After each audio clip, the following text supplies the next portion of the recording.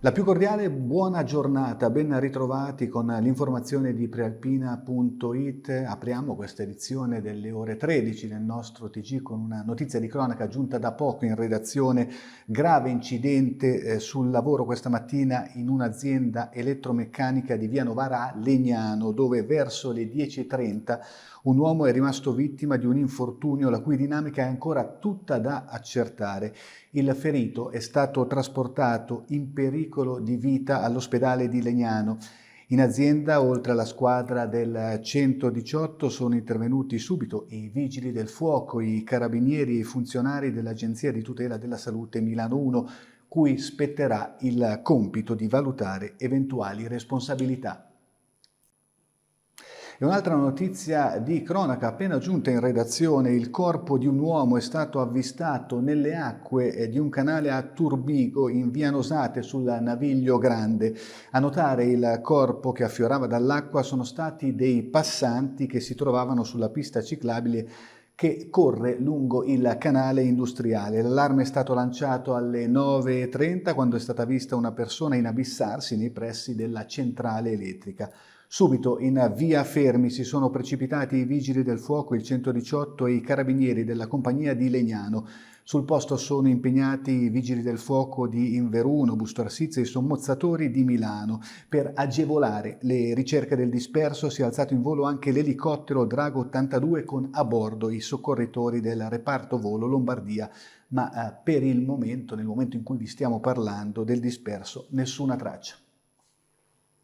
Cambiamo argomento. Convegno questa mattina a Milano, in Assolombarda, su Malpensa e sul suo sviluppo. Un confronto importante durante il quale l'assessore regionale allo sviluppo Guido Guidesi ha chiesto anche l'arrivo del Frecciarossa a Malpensa. Un confronto sviluppato partendo da numeri indicativi. Nel 2021 l'aeroporto varesino ha registrato una crescita del settore del 45% sul 2020 e del 36% sul 2019. Questa improvvisa crescita ha portato l'aeroporto ad accogliere circa il 70% della merce in transito negli aeroporti italiani, superando le 740.000 tonnellate, valore previsto nelle stime del master plan fra il 2024 e il 2025. Ascoltiamo allora le considerazioni in merito espresse questa mattina da Roberto Grassi, presidente dell'Unione Industriali di Varese, che ha definito Malpensa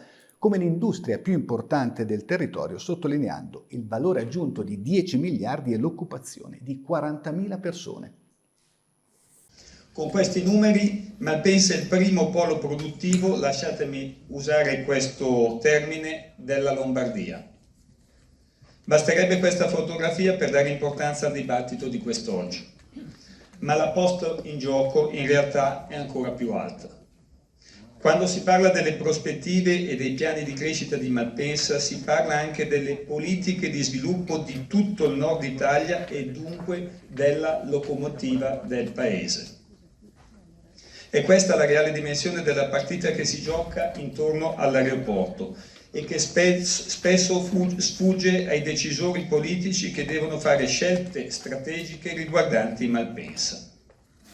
Non vogliamo parlare di un tassello, ma dell'intero puzzle della logistica italiana. E restando a parlare di Malpensa e dell'incontro di questa mattina, ascoltiamo il commento del nostro direttore, Daniele Bellasio. La Lombardia è la locomotiva d'Europa. Immaginate di mettere a una locomotiva le ali. Per questo è importante parlare di Malpensa, del ruolo di Malpensa non soltanto per l'economia lombarda ma anche per l'economia italiana.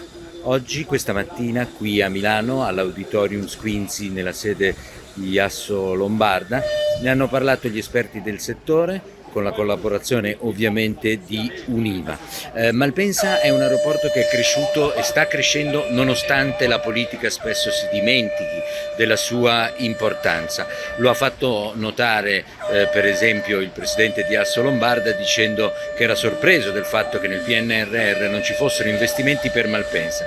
Malpensa è l'aeroporto che gestisce il 75% del traffico cargo in Italia e ha ancora margini di crescita. crescita perché è ancora lontana dai principali aeroporti europei. Per questo è importante puntare su Malpensa per far crescere l'economia lombarda, per far crescere l'economia del nord, per far crescere l'economia del paese. È importante che se ne parli ed è soprattutto importante, come ha scritto oggi Angelo Perna sulla prima pagina della Prealpina, che gli importanti stakeholder che hanno a che fare con l'aeroporto di Malpensa facciano sentire la loro voce a Roma, perché l'Italia ha bisogno di un aeroporto per il traffico merci importante e questo aeroporto non può che essere quello di Malpensa, visti i numeri che già ha e le prospettive di sviluppo che ha ancora più forti dopo l'approvazione del master plan in regione la scorsa settimana.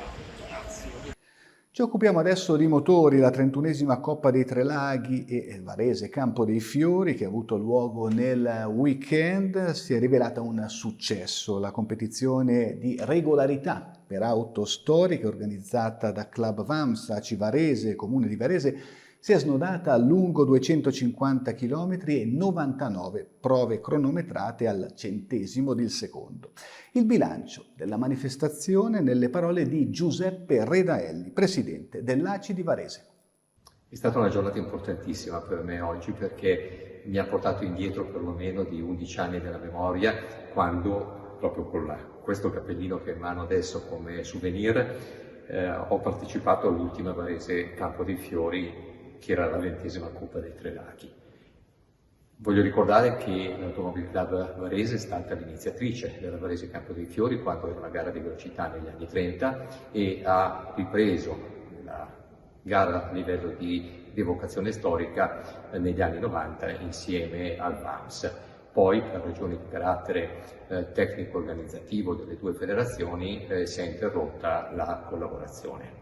Questa interruzione mi è sembrata veramente inopportuna in tutti questi anni, dove ho fatto più sforzi con Angelo De Giorgi per cercare di ritornare a fare insieme la manifestazione tanto amata dei varesini, ma solo quest'anno siamo riusciti a trovare un modus vivendi per organizzare insieme la manifestazione e aprirla quindi sia a licenziati ACI che a soci del club ASI.